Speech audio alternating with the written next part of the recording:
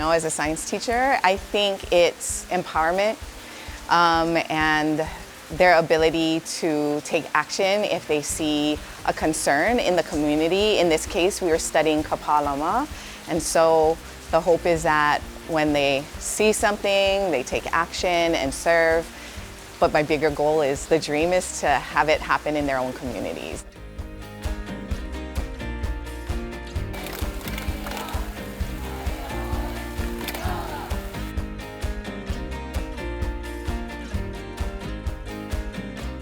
This project was important since you can see the pond doesn't look that clean, so we can clean it and help like our native species like the ahupuaʻa come back.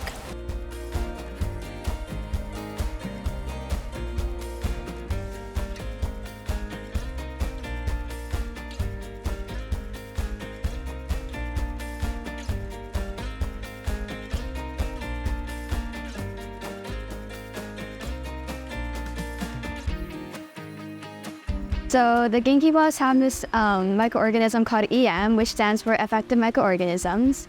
And basically what it does is it turns neutral microorganisms to good ones, so they both overrule the bad microorganisms. Then the photosynthetic helps like reduce the odor, the bad smell. And then the yeast helps like the plants grow, and it will hopefully help the ecosystem.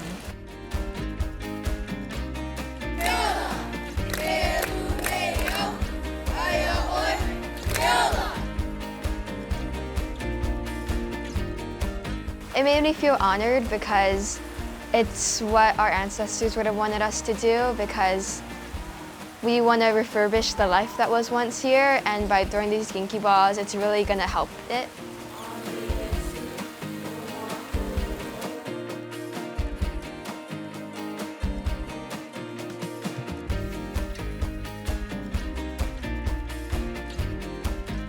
They were enjoying it, which always is like why teachers teach. And so for me, just seeing that, and then even the way they carried themselves today, the rain is pretty brutal, but they still held themselves together. They acted with purpose, and I think that's what's amazing to see.